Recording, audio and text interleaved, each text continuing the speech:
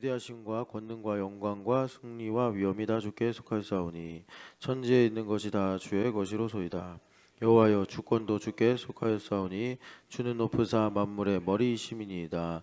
부와 귀가 주께로 말미암고 또 주는 만물의 주제가 되사 능력이 있사오니 모든 사람을 크게 하심과 강하게 하심이 주의 손에 있나이다. 우리 하나님이여 이제 우리가 주께 감사하며 주의 영화로운 이름을 찬양하나이다. 나와 내 백성이 무엇이기에 이처럼 즐거운 마음으로 드릴 힘이 있었나이까. 모든 것이 주께로 말미암았사오니 우리가 주의 손에서 받은 것으로 주께 드렸을 뿐이니이다. 우리는 우리 조상들과 같이 우리 주님 앞에 이방 나그네와 거류민들이라. 이 세상에 있는 날이 그림자 같아서 희망이 없나이다. 우리 하나님 여호와여 우리가 주의 거룩한 이름을 위하여 성전을 건축하려고 미리 저축한 이 모든 물건이 다 주의 손에서 왔사오니 다 주의 것이니이다. 아멘.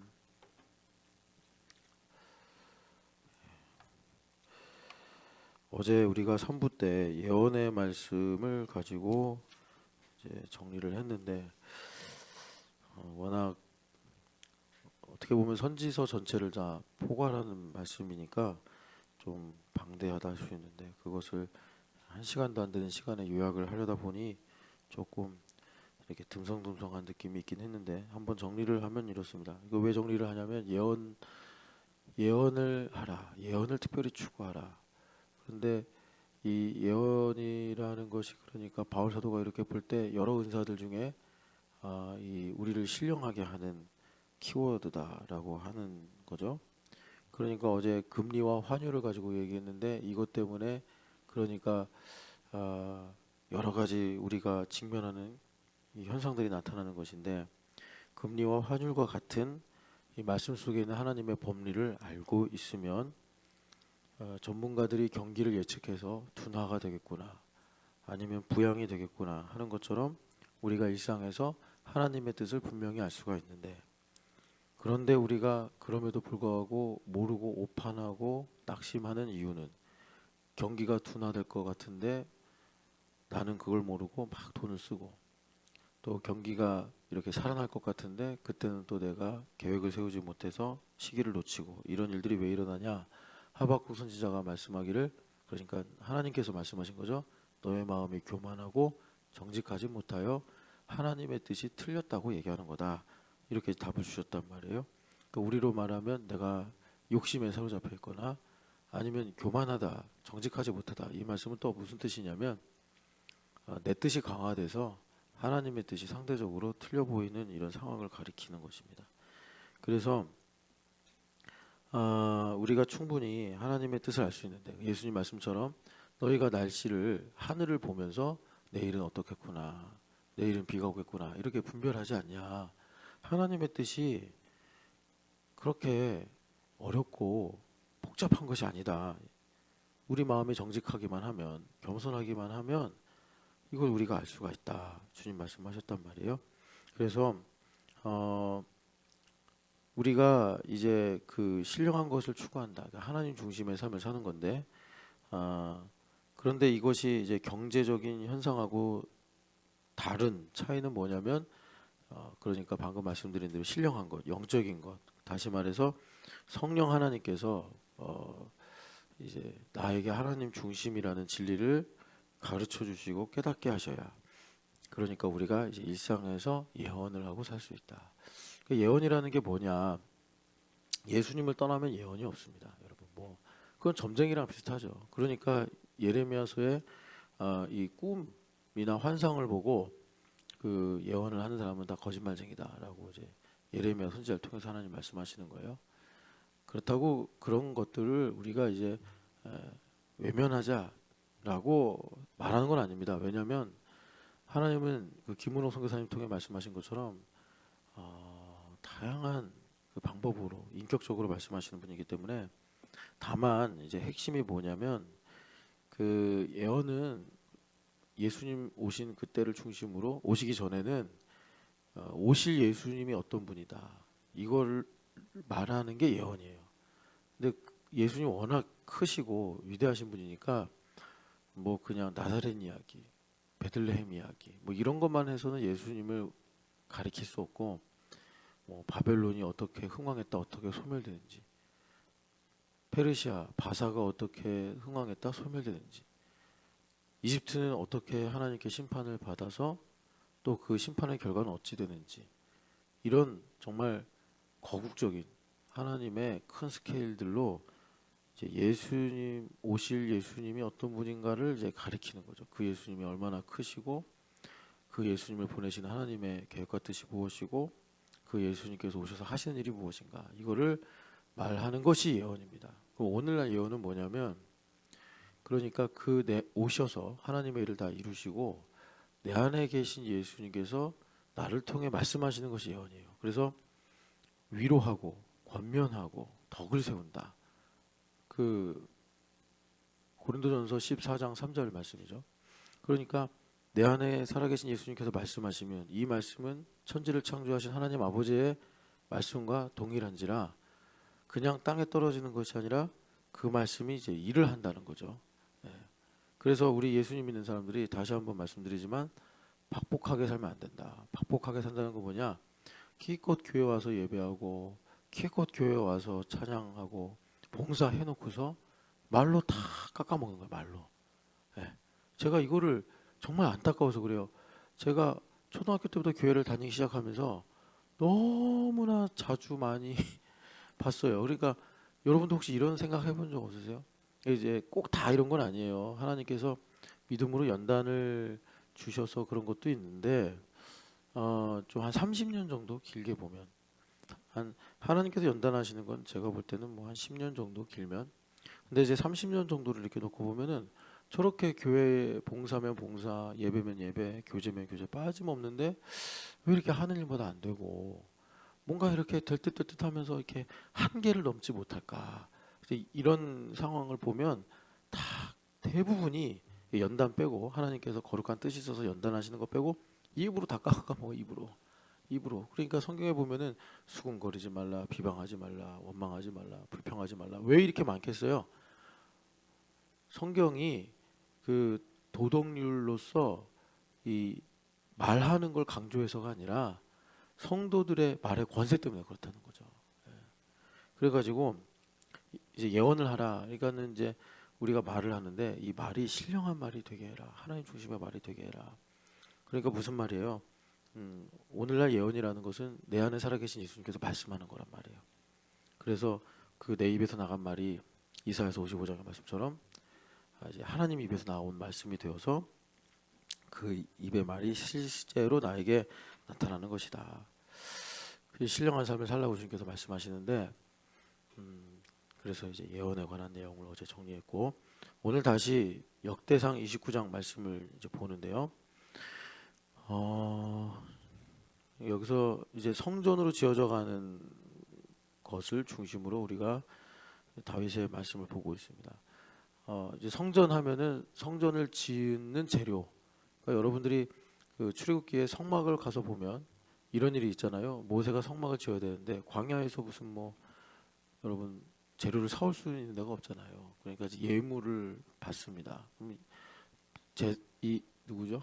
그 아이고 단어가, 백성들이 예물을 드리는데 거기에 금도 가져오고 뭐 실들도 가져오고 가죽도 가져오고 별의별 예물을 막 가져와요. 그 조각목은 광야에 이제 가끔씩, 광야는 사막이 아니잖아요. 초목이 있긴 합니다. 근데 이제 매우 건조한 곳인데 거기에 이제 그 가시 덩굴 같은 나무가 자라요. 뭐 성경에는 아카시아 나무다 이렇게도 번역을 하고 그러는데, 그 가시 나무 같은 거예요. 되게 거칠고. 근데 그 조각목을 잘라가지고 이제 하나님께서 법궤도 만드시고 하는데, 그러니까 예물들을 받는데 그 예물이 뭐냐면 요 포인트가 되게 중요해요. 이것이 다윗에게도 적용이 돼서 여기 보면 다윗이 29장에 자기가 성전을 위하여 힘을 다하여 준비했다고 말합니다. 29장 2절에. 그러니까 저는요, 여러분들이 다 부자 되고 싶잖아요. 그죠? 뭐꼭 내가 이렇게 남보다 부자가 돼서 잘 살고 싶다. 이런 건 아닐 거라 생각해요. 그런 느낌이 조금 있을지 모르지만 정말 여러분들이 부자가 되고 싶은 거는 돈 때문이 아니라, 그러면 진짜 망합니다. 돈 때문에 부자가 되고 싶으면 망하고, 뭔가 그 위에 가치가 있잖아요. 이제 우리는 그것을 하나님께 영광을 돌린다 이렇게 말을 하는데 2절에 보면은 다윗 왕도 역시 부자였으나 그 부로 인해서 뭐 기쁘다라느니 감사하다라는 얘기를 한 번도 한 적이 없는 분이에요. 그러니까 참 여러분 이 포인트를 잘 성경에서 보시고서 뭐 이제 우리가 기왕 한 번 사는 거 하나님을 영화롭게 하면 좋잖아요. 가지고 있는 영향력으로. 그러니까 여기 보면 다윗 왕이 하나님의 성전을 위하여 힘을 다하여 준비했다. 이게 말하자면 부자가 되는 방법이에요. 부자가 되는 방법인데 그래서 다윗 왕이 뭘 했냐 봤더니 이제 성전을 만들 금과 은, 놋과 철, 나무, 뭐 만호는 보석인가 봐요. 그리고 가공할 검은 보석. 검은 보석은 뭐가 있죠? 채석, 모든 보석, 옥돌. 이게 다 뭐냐면 뺏어온 거예요. 전쟁을 해서 뺏어온 거예요. 전리품이라는 거예요. 그래가지고 또 성전을 위하여 준비한 것 외에도 3절에 보면은 성전을 사모함으로 금과 은, 금 3천 달란트, 순은 7천 달란트, 금그릇, 은그릇, 막 이런 걸 다 자기가 하나님께 준비해서 드렸다 이겁니다. 헌금을 많이 해라 얘기가 아니라 나중에 이제 이 부분은 더 자세히 말씀드릴게요.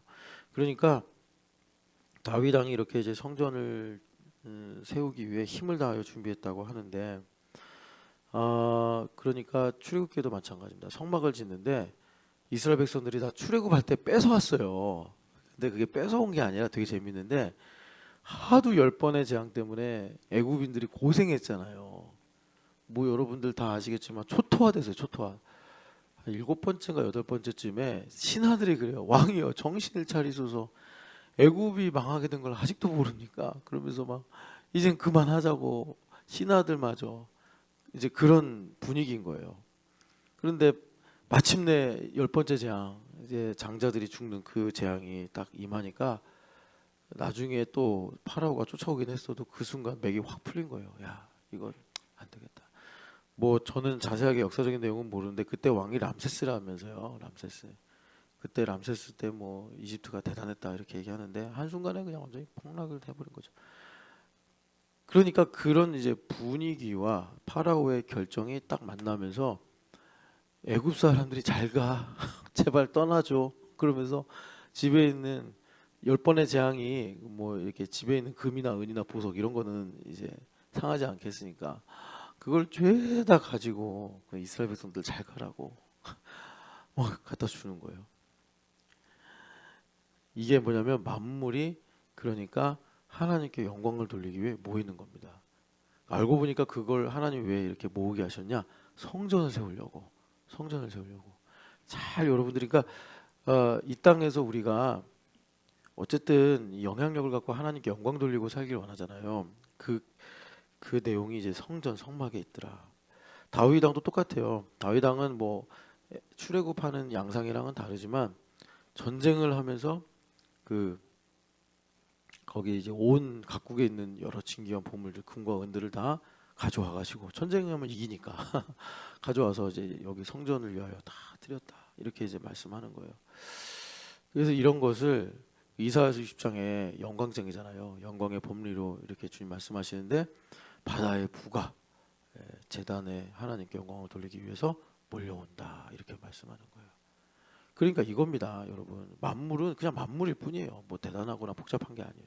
그러니까 얘네들이 내가 이제 부자가 되는 건 얘네들이 하나님께 영광 돌리려고 오는 거예요. 오는 거. 그러면 뭐에 비례할까요? 얼마나 올까? 바다의 부가 이 이방 나라들에게 갇혀서 신음하고 있는 금과 은과 여기 보면 검은 보석, 채석 이런 만호들이 옥돌들이 어떻게 얼마나 오느냐는 그러니까 내가 하나님을 얼마나 크게 믿고 그분을 송축하고 하나님을 높이는가에 비례해서 딱 오는 겁니다. 이제 그런 것이 정량화에서 나타나는 게 성전인데 자 그래서 여기 보면 29장 1절에 이제 성전이 뭐냐 한마디로 하나님을 위한 것이다 이렇게 정의를 하시죠. 29장 하반절 보면은 이 공사는 크도다. 이 크도다라는 거는 뭐 공사비가 많이 든다 이런 말씀이 아니고 신령하다, 깊다 이런 내용입니다. 왜 이 하나님께서 성전을 세우시는가? 그러니까 여러분 나중에 솔로몬 왕이 이제 여기 보면 미숙하다 그러는데 이분이 어느 순간에 이제 철이 든 거예요, 영적으로. 그래서 하는 말이 여러분 솔로몬의 기도에 나오잖아요. 하나님, 하늘의 하늘들이라도 주님의 보좌가 되겠으며 우리가 손으로 지은 이 성전이, 근데 그 손으로 지은 성전이 아시겠지만 여러분 금으로 다 입힌 거예요. 예. 그러니까 사람이 볼 때는 화려하고 찬란하고, 그런데 이따위 거 이거 뭐 사람의 손으로 지었다고 하나님의 발등상이나 되겠습니까? 이렇게 이제 솔로몬 왕이 기도했고, 스데반 집사님이 왜 솔로몬이 그렇게 기도했겠냐 하시면서 너희들이 성령을 거스르는도다, 이제 이런 설교를 하시죠. 그런데 이제 솔로몬이 아직 몰랐다는 거예요. 이때는 29장 이 기도를 할 때는, 그러니까 말씀이 이제 다윗 왕을 통해 고백될 때는 몰라가지고 아직 어리고 미숙합니다. 이렇게 이제 다윗 왕이 하나님께 말씀하는 거예요. 그러니까 여러분 여기서 중요한 건 뭐냐면, 그 고린도전서 3장 16절 잘 아시잖아요. 하나님의 성전이라고 내가. 근데 이거를 모르고도 교회 다닐 수 있어요. 그런 사람을 고린도전서 3장에 어린아이다 이렇게 말하는 거예요. 어린아이다, 어린아이다. 그러니까 여기도 마찬가지예요. 솔로몬이 이제 왕으로 세워지는 이제 순간인데, 제가 기억하기로 한 7년 뒤에 이제 성전을 세우기 시작하는데, 이 솔로몬이 다윗 왕 이렇게 보니까 착하긴 한데 이 성전을 왜 세워야 되는지 자기가 아는 만큼 하나님의 어떤 그 뜻과 계획을 모르고 있는 거예요. 하나님 중심이 아직 미숙한 거예요. 그러니까 솔로몬이 아직 어리고 미숙한데 하나님이 이 공사는 매우 복되고 거룩합니다 하시면서, 가장 중요한 거, 이 성전은 사람을 위한 것이 아니요 여호와 하나님을 위한 것입니다, 이거예요. 그래서 성전은 처음부터 끝까지 하나님 중심이다. 그러니까 하나님께서 그 온 천하에 흩어진 유대인들, 이스라엘 백성들을 이제 모아서 포로로 살던 그들을 가나안 땅으로 돌아오게 하실 건데, 근데 그 일을 하실 때 하나님께서 그렇게 말씀하시죠. 이것은 너희를 위해서가 아니다.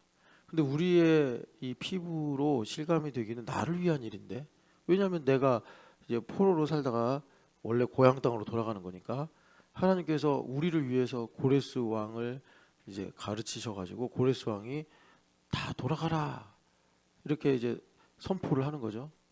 하나님 우리를 위해서 이렇게 고레스 왕까지 다스리셔가지고 우리 조상들에게 예언하시고 말씀하신 대로 돌아가게 하시는구나. 그러는데 하나님은 거기에 대해서 너희를 위한 것이 아니라 나를 위한 것이다.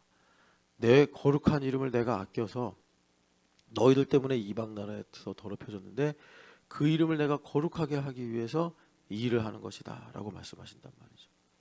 그러니까 여러분, 이 내용이 어떤 느낌과 같냐면, 내가 교회에서 열심히 수고하는데 참 수고 많이 하셨습니다 이렇게 이제 우리가 동료들끼리 격려할 수 있잖아요. 아유 훌륭하십니다, 이렇게 참 복되게 일을 하셨군요. 그랬을 때 정말 그 세원야계 일꾼은 저는 한 것이 아무것도 없습니다, 주님께서 기회를 주신 것이죠, 주님께서 하셨습니다, 이렇게 얘기하는 거랑 같은 느낌이에요. 그러니까 아무 일도 안 한 사람이 주님께서 일하셨습니다. 그러니까 4월 12일 날 대청소하는데 그냥 잠수 타버렸어요. 혼자서 신나게 잠자고 놀고. 정말 주님께서 하신 거죠. 주님께서 하셨습니다. 난 아무것도 안 했습니다. 근데 그거는 거짓이란 말이에요. 성경의 복음으로 보면은, 복음의 진리는 뭐냐면, 내가 정말 모르겠어요. 10시부터 하나? 10시부터 이제 하는데 막 9시부터 와가지고 막 하고. 여러분 또 너무 오버하지 마세요. 그러다가 몸살나면 또 주일날 예배하는데 어려우니까. 그리고 마지막까지 다 가는데 그냥 혼자 남아서 뭐 하고 이거 하고 그랬다 합시다. 아유 참 우리 차장 집사 고생했네. 차장 집사 어떻게 그렇게 힘이 나서 열심히 했어? 그럴 때 이제 빛나는 순간이, 목사님, 그냥 제가 이렇게 교회 와서 쓰임 받는 것만 해도 감사하죠. 주님 기회 주실 때 열심히 하는 거죠. 목사님, 주님께서 하신 거죠. 이제 그런 내용이 이 성전은 사람을 위한 것이 아니요 하나님을 위한 것이라 라는 말씀과 같은 의미입니다. 그래서 여러분, 성전을 지어주신 거는 하나님 성전 필요 없으시다고 솔로몬이 말하잖아요. 자기가 다 해놓고서. 그러니까 왜 하신 거죠? 사람을 위해서 하신 거예요. 근데 하나님께서는 반대로 우리한테 말씀하실 때 너희를 위한 것이 아니라 나를 위한 것이다 라고 하나님 말씀하신다고요. 이걸 아는 것이 신령한 것이요 이걸 아는 것이 장성한 것이다. 이걸 모르고 계속 나를 위한 것이라고 하면 되게 이게 모순처럼 나오는데, 나를 위한 것이면 못 드려요. 이 금과 은과 녹과 철과 나무와 만호와 검은 보석과 채석과 이런 것처럼 다 드렸대잖아요. 못 드려요. 나를 위한 것이면. 되게 좀 재밌지 않아요? 이런 이 이상한 복음의 논리를 보면 하나님을 위한 것입니다 하면 다 드릴 수 있어요. 근데 나를 위한 성전이다. 그러면 우리는 내 거고 나를 위한 거니까 뭐 내가 가진 거 다 드릴 것 같잖아요. 근데 못 드려요. 부담되고 막 그런 거예요. 그러니까는 봐봐요. 이게 우리가 믿음이 있기 때문에 이런 논리가 적용이 되는 건데, 4월 12일 날 대청소예요. 이게 하나님을 위한 것이다. 남보다 내가 더 많이 수고하고 시간을 많이 들여도 하나도 아깝지 않아요. 하나님을 위해서. 그런데 이게 그냥 사람을 위해서 뭐 교회 그냥 공간을 청소하는 거다. 그래서 그냥 업체 불러가지고 하지 뭘 이걸 바쁜 사람들 모아가지고 밥 차리고 애들도 막 뛰어다니고 이거 나와서 그냥 막 먼지 닦고 먼지 마시고. 여러분 혹시 그런 마음 가지신 거 아니에요? 제가 어제 그런 얘기 들었는데 먼지를 마시면 건강이 안 좋아지니까 뭐 이런 얘기를 하시더라고요. 그래서 좀 건강 안 좋아지면 안 되나 내가 그랬는데, 뭐 그러신 분들은 방독면이라도 하고 오세요. 근데 여하튼간에 그 하나도 하나님을 위한 것이면 그런 게 다 두렵지도 않고, 그런 게 먼지를 마시는 게 뭔가 그 먼지를 마시면 우리 아이들이 더 건강해지고 그러진 않겠지만 여하튼간에 기쁨이 된다. 뭐 여러분 교회에서 놀면서 먼지 좀 마시면 어때요 좀? 뭐 서울 하늘 맨날 먼지 투성인데. 자, 그래서 하나님을 위한 것이다. 이것이 성전의 핵심이다. 그러면 여러분들도 이제 말씀도 많이 듣고 또 아셔서 성전을 세우는데 하나님 심혈을 기울이신 게 뭡니까? 사실 이 성전을 만드는데 필요한 재료는 다윗 왕 당대에 이루어진 거니까 뭐 길어봐야 다윗 왕이 한 40년 통치했다고 하잖아요. 그러니까 뭐 40년 그 정도쯤에 다 하나님 하신 일이에요. 터를 닦는 일은 여러분도 아시잖아요. 모리아산 반석, 아브라함 때부터 하나님께서 예비하셔서 아라우나 타작마당까지 오신 거예요. 상당히 오랜 기간. 그냥 아브라함을 대충 BC 1900년 정도 사람으로 보거든요. 그러니까 1900년. 그리고 다윗 왕 때가 뭐 한 BC 한 1500년? 아니 1900년이 아브라함이지. 1500년이 그러니까 모세 때고, 그러니까 모세 때 한 1200년 되겠네요. 그죠? 1200, 1100년 다윗 때가. 그러니까 하나님께서 거반 한 7, 800년을 심혈을 기울여서 닦으신 게 뭐냐? 이게 성전의 터란 말이에요. 그러니까 바울사도 그러시는 거예요. 그리스도 예수 외에는 너에게 다른 터가 없다. 이렇게 말씀하시는 거예요. 이 터가 되게 중요하고, 이게 터가 이제 반석이라고 성경에서 말씀하시는데, 이제 오늘날 터가 뭘 가리키는 거죠? 다 예수 그리스도를 가리키는 거란 말이에요. 다 예수. 그래서 여러분 있잖아요. 여기 이제 이 성전은 사람을 위한 것이 아니요 하나님을 위한 것이다. 이거는요. 지금 제가 여러분들한테 참 이건 이런 내용입니다. 저런 내용입니다라고 말씀드렸지만, 사실 여러분 우리가 10번 죽었다 깨어나도 이거 뭔지 몰라요. 왜냐하면 우리 피부에는 나를 위한 것이 나에게 좋게 오거든요. 이거는 우리가 10번 죽었다 깨어나도 안 돼요. 우리 찬양 집사님이 정말 물질에 대해서 자유해졌다고 합시다. 그래도 하나님께서 찬양아 한 400만 원만 가져와서 누구한테 좀 이렇게 선교헌금 보내라. 이러면 물론 이제 그런 어떤 영적인 성숙 때문에 순종은 하겠지만, 그런 일이 딱 닥치면 뭐라 그럴까? 당황스러움? 아니면 또 해야 되나? 막 이런 느낌이 온다고. 그러니까 우리가 10번 죽었다 깨어나도 지금 여기 다윗 왕이 하는 이 성전은 사람을 위한 것이 아니오 하나님을 위한 것이다.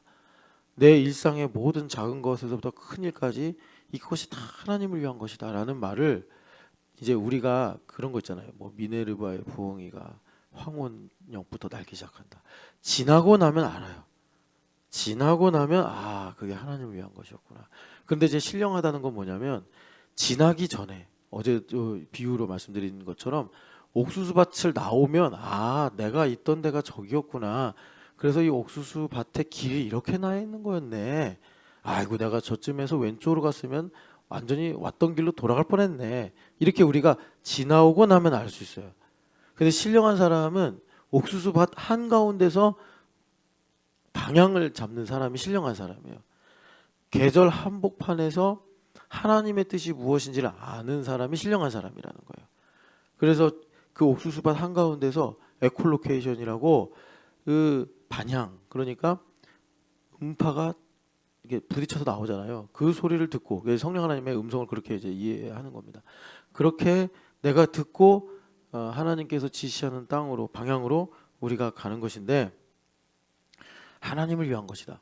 지나고 나면 하나님을 위한 건 줄 알아요. 근데 이제 중요한 건 뭐냐면 그 가운데 있을 때 하나님을 위하여로 가야 된단 말이에요.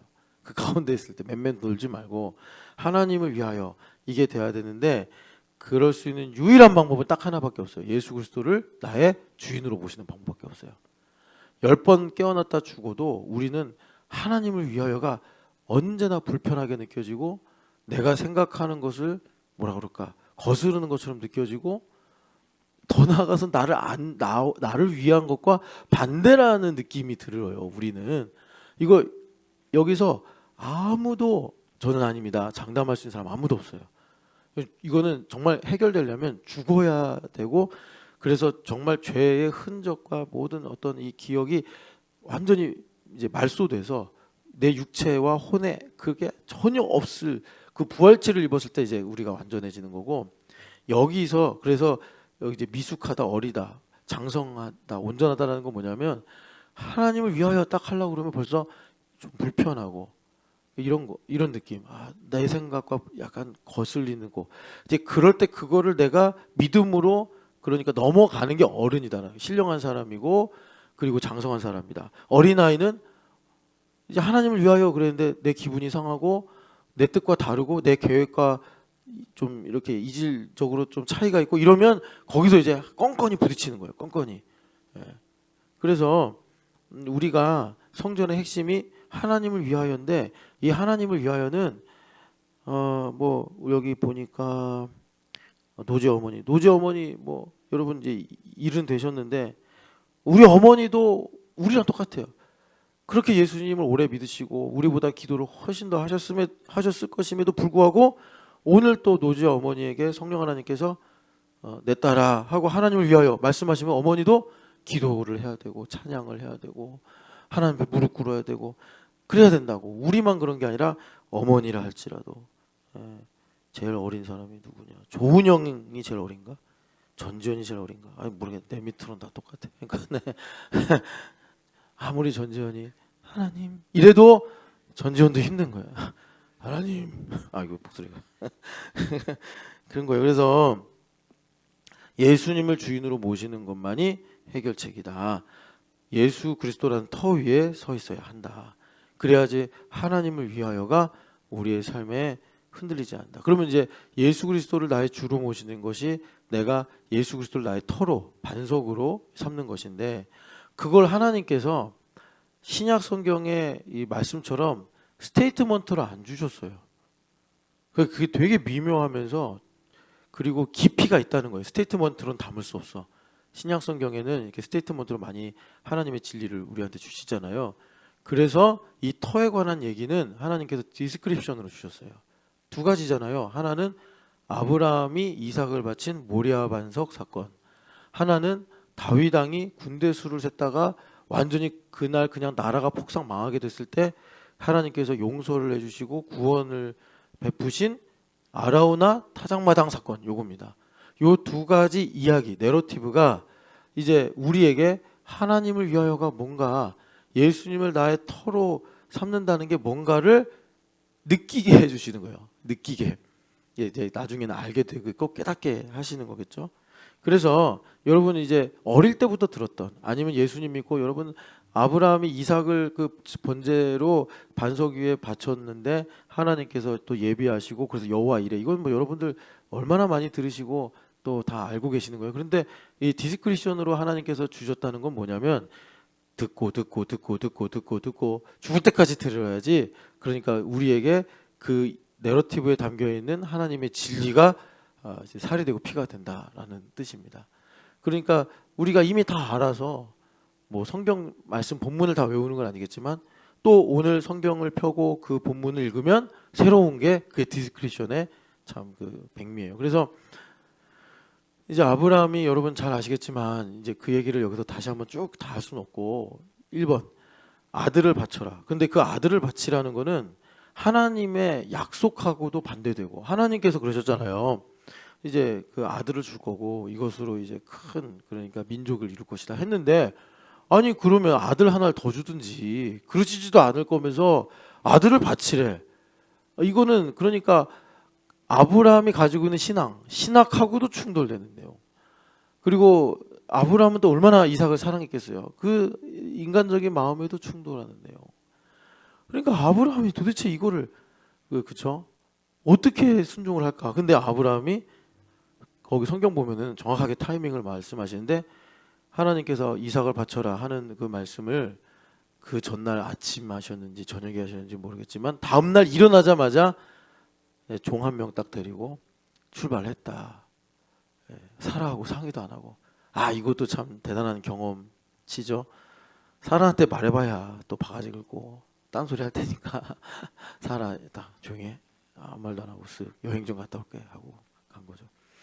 그러니까 이 부분 이게 모리아산 반석의 아주 중요한 내러티브.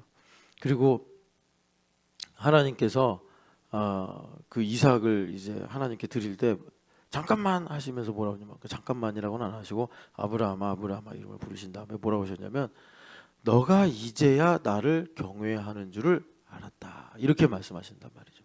그게 그 내러티브의 중요한 맥이고 또 하나 마지막에 이제 여호와 이레라고 이름을 주셨는데 그 여호와 이레는 의역을 해서 하나님께서 준비하셨다 이런 이제 의미로 나오는데 정확하게는 하나님을 보다의 사역형이에요. 그 동사가.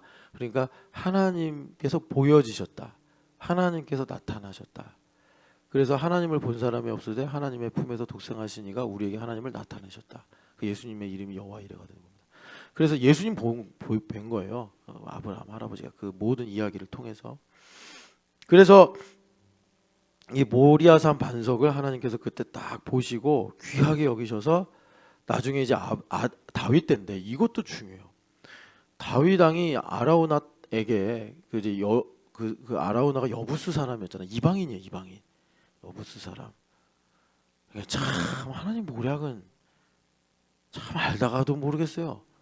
아니 그 거룩한 성전의 터를 아니 뭐 갈렙같이 믿음 좋고 참 그 하나님께 순종 잘하는 사람이 하나님께 드립니다. 이러면 얼마나 우리 심정이 아름다워요. 그런데 이스라엘 백성들 유대인이 생각할 때 아니 그 사실 그 가나안 땅에 남아 있는 이방인들이 뭐 어떤 사람들이에요? 아니 불순종해 가지고 남게 된 사람들 아닙니까? 하나님께서 다 진멸해라. 거기에 이방 거민들 남기지 마라.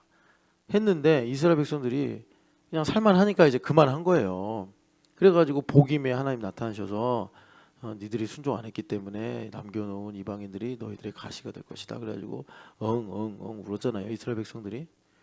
그런데 하나님께서 그런 사람들을 또 사용하셔서 예전에도 여러분들 우리 기브온 사람들이 느드님이라는 이름을 갖게 되고 그리고 아라우나 타작마다 아라우나도 유대인이 아니라 여부스 사람인데 이 사람이 하나님의 터를 딱 예물로 드리는 물론 이제 다윗이 돈 주고 샀지만 여하튼간에 하나님께서 그런 이제 통로로 사용하시더라. 근데 이 아라우나 타작마당이 되게 이제 아브라함의 이 그 내러티브와 비교해서 의미가 있는 게 다윗이 기도 많이 하고 다윗이 뭐라 할까요? 저는 이게 여러분들에게 용기가 됐으면 좋겠어요. 다윗이 순종 잘하고 다윗이 언약궤 앞에서 찬양하던 것처럼 그렇게 정말 하나님을 사랑하고 그럴 때 하나님께서 환상이나 꿈으로 나타나셔서 아니면 선지자를 보내셔서 다윗아 저 모리아산 반석은 아브라함이 이삭을 나에게 바쳐서 하나님을 영화롭게 하고 하나님을 경외하던 그런 거룩하고 아름다운 곳인데 너가 거기 가서 성전을 지어야겠느니라. 이러면 참 우리가 이해하기 쉽잖아요. 아 역시 다윗 왕은 훌륭하신 분이야. 하나님은 이렇게 역사하시는구나. 너무 그냥 매끄럽게 이해가 되죠. 근데 여러분도 아시겠지만 이 아라우나 타작마당 어떻게 간 거예요? 다윗 왕이 인생에 큰 실수 2번 했는데 그런데 이 밧세바 사건은 역대상에 나오지 않아요. 예, 그 사무엘 하에만 나오는 사건이에요. 그러니까 다윗 왕이 제일 잘못한 건 뭐냐면 역대상이나 사무엘 하나 똑같이 기록하고 있고 똑같이 이제 보는 것인데 뭐냐면 군대 수를 센 거예요. 하나님 중심으로 볼 때. 인간이 보면은 군대 수를 센 거보다 우리아를 죽인 게 더 나쁜 짓인데 하나님 보실 때 그 덜 나쁘다 더 나쁘다 말해봐야 소용도 없지만 하나님께서 가장 결정적인 걸로 보시는 게 뭐냐면 군대 수를 센 거예요. 그러니까 여러분들이 여기서도 잘 보셔야 돼요. 하나님 중심이라는 게 이런 거구나. 그러니까 하나님은 얼마든지 우리 죄를 용서해 주시는데 이렇게 이제 치명적인 성격의 문제가 있다. 그래서 군대 수를 센 거. 사실 여러분 군대 수 세는 건 왕이 해야 될 일이에요. 그래서 민수기 보면은 왕이 없었지만 모세 선생님이 그렇게 열심히 군대 수를 센 거예요. 그래서 민수기 1장에 군대 수 나오고 60만 얼마. 민수기 마지막에도 또 60만 얼마 이렇게 나오잖아요. 그러니까 그렇게 군대 수를 세는 게 당연한데 문제는 뭐냐면 군대의 수를 센 동기가 틀려먹었다. 그러니까 다윗 왕이 생각할 때 얼마나 억울할 수 있어요, 그죠? 얼마나 억울할 수 있어요. 근데 하나님 보실 때 그렇지 않다라는 거예요. 그래서 그 다윗 왕이 이제 군대 수를 셌을 때 3일 동안 전염병으로 친다고 하셔가지고 하루 반나절 정도만 하나님께서 진행하셨는데 뭐 7만 명이 죽었잖아요.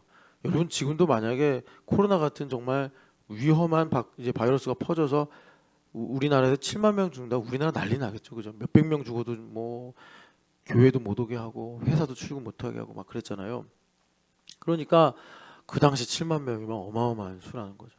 그러니까 나라가 망하게 된 거예요. 그래서 다윗 왕이 어쩔 수 없잖아요. 망하게 놔둘 수는 없고 그러니까 하나님 앞에 회개했더니 하나님께서 나중에 이제 여러분들 예루살렘에 가시면 다윗 성이 있어요. 다윗 성 위에 예루살렘 성전이 있어요.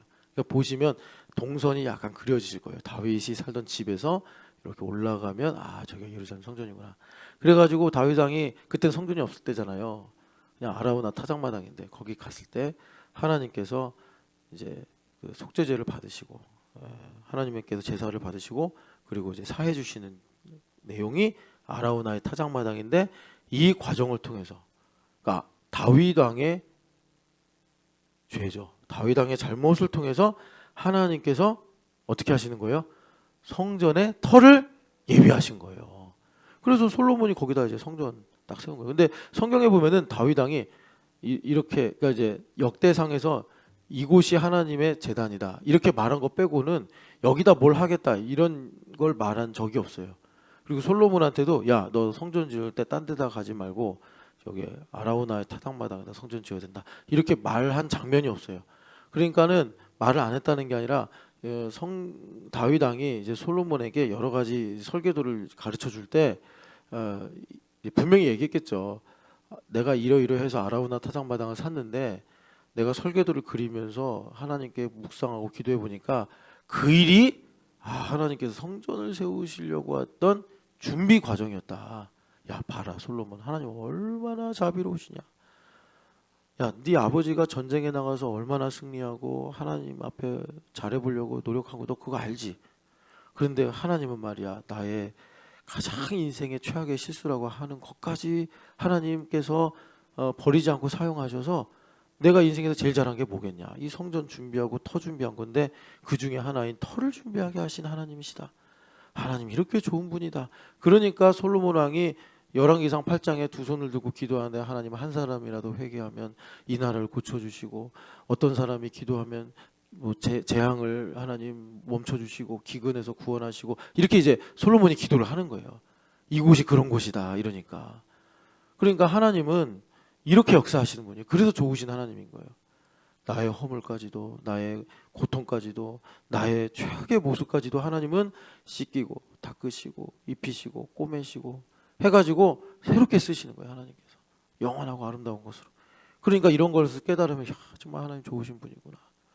우리는 보통 아무리 좋다고 그래도 그 사람이 약하고 부족하고 틀리고 나쁜 이런 모습을 보면은 사실 그것 때문에 힘들어 하면서 막 정죄하고 서로 그래서 싸우고 갈등하지만 우리 하나님은 그것을 마치 그 고슴도치를 품듯이 나를 확 끌어안으셔서 하나님의 가슴에는 피가 번지고 내 마음의 그 독가시들은 다 녹아서 없어지게 하시는 은혜를 베푸시는 곳이 바로 아라우나의 타작마당이다. 여기서 이제 중요한 게 타작마당이니까 여기서 알곡과 가라지를 나누는 거 아닙니까? 그죠? 그러면 여러분들이 어떤 생각을 하세요? 이거 되게 중요해요. 우리가 복음으로 세계관을 갖는데 이게 되게 중요해. 김찬양 집사, 하나님께서 타작마당에다가 성전을 지으셨어. 그러니까 성전이 뭐라는 얘기야? 타작마당이잖아. 그럼 무슨 느낌이야?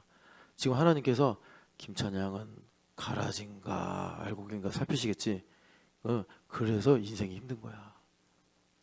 그렇게 생각하면 안 돼. 알겠어요? 타격감이 없네. 아모스 9장을 한번 보세요. 아모스 9장. 이게 충격을 받아야 되거든요. 원래 김찬영 지사님이 그럼 내가 이렇게 생각했단 말이야. 충격 받아야 되는데 네. 넘어가서 재미가 없었습니다. 자, 9장 9절 읽어보겠습니다. 보라, 내가 명령하여 이스라엘 족속을 만국 중에서 채질하기를 채로 채질함같이 하려니와 그 한 알갱이도 땅에 떨어지지 아니하리라. 아멘. 자, 아라우나의 타작마당 위에다가 그 반석 위에다가 하나님께서 성전을 세우시는데, 그러니까 예수 그리스도는 타작마당인 거예요. 그러면 하나님께서 여기 이렇게 우리를 모아놔요. 이게 이제 우리가 말하자면 성전이잖아요.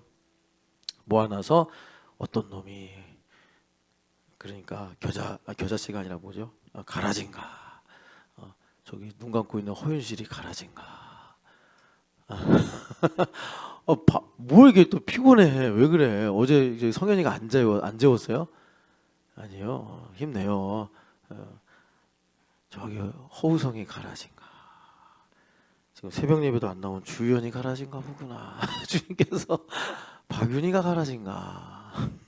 그게 아니라 알갱이를 잃어버리지 않으시겠다는 거예요. 하나님께서. 예, 정말 엄태우가 요 녀석이 정말 가라지 같은 짓거리하고 가라지 같은 말만 하는데, 우리 하나님은 나를 타작마당에 세우셔서 반드시 이 알곡을 보호하시겠다라는 거예요. 그리고 그 알곡을 보호하시는 것 중에 하나가, 그러니까 이제 이 가라지를 날려버리시고 하나님께서 한 알갱이도 땅에 떨어져 흘려버리지 않겠다, 잃어버리지 않으시겠다, 이거예요. 물론 여기 계신 분들도 참 하나님께서 부르셔서 새벽에 예배를 하시지만, 쿨쿨 자고 있는 박윤희 집사님이나 또는 뭐 주연 집사님이나 기타 등등의 그 모든 분들도 주님께서 절대 한 알갱이도 땅에 떨어뜨리지 않겠다, 잃어버리지 않겠다, 주님께서 말씀하시는 거예요. 그것이 아라우나의 타작마당입니다. 아라우나의 타작마당. 그래서 이런 내러티브가 말하자면 하나님의 진리로 우리 마음에 스며드는 거예요. 내러티브가 스며드는 거예요. 스며들어서, 그러니까 내 신경이 되고 혈관에 피가 되고 또 뭐 근육이 되게 하셔서 나로 하나님을 위하여 살게 하시는 거예요. 하나님을 위하여 살게 하시는 거예요.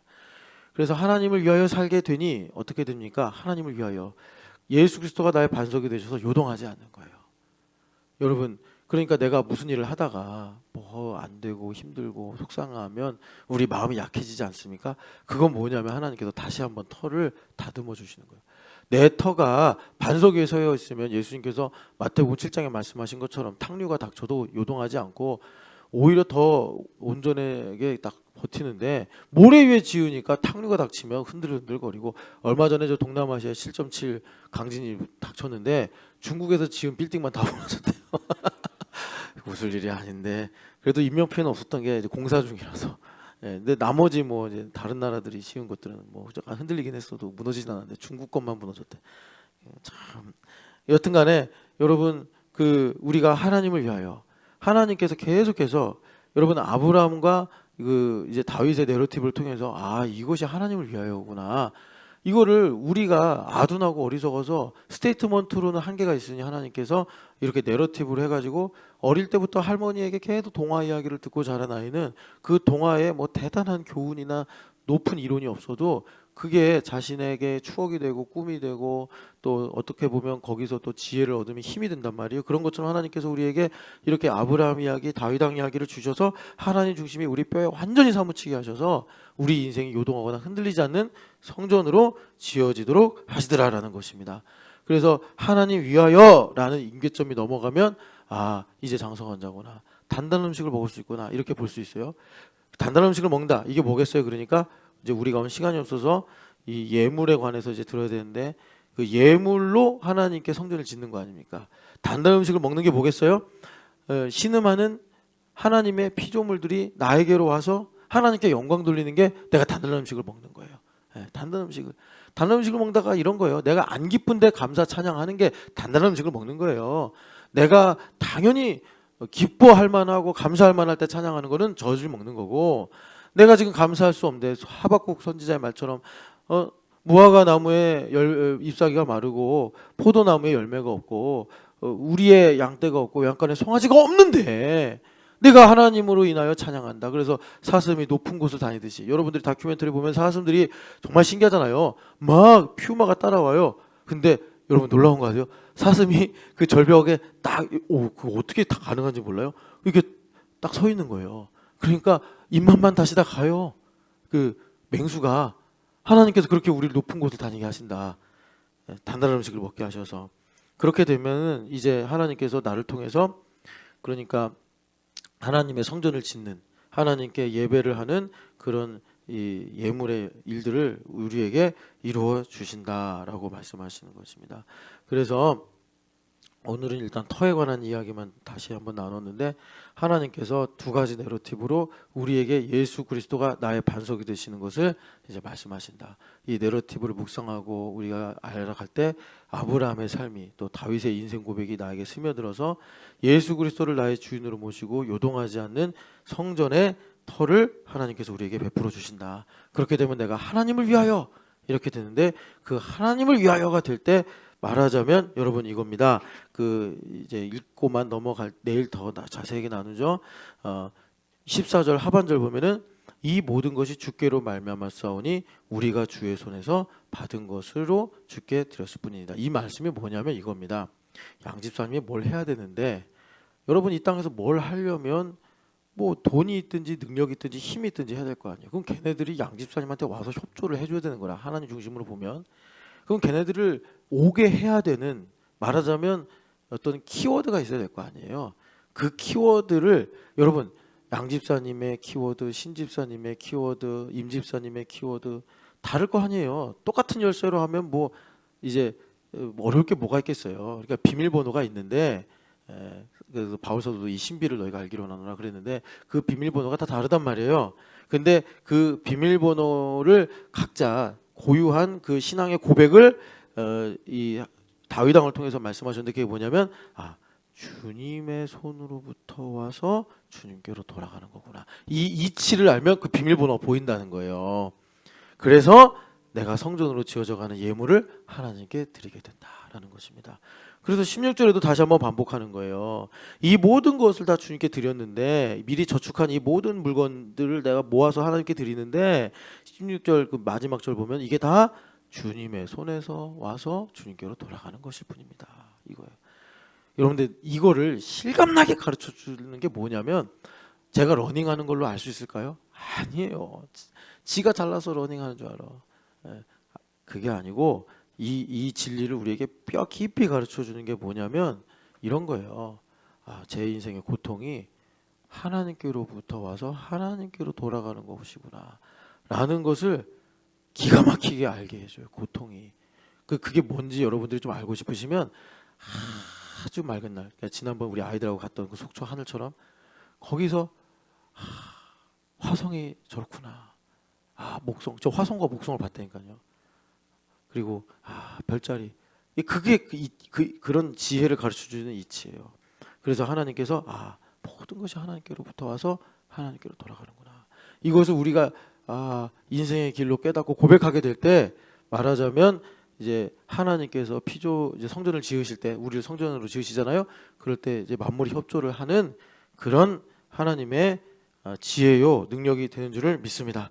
기도합시다. 사랑하는 하나님 아버지, 우리의 인생의 터가 탕류가 닥쳐도 요동하지 않는 반석이 되게 하시려고 주님께서 우리를 이 자리에 모으신 줄을 믿습니다.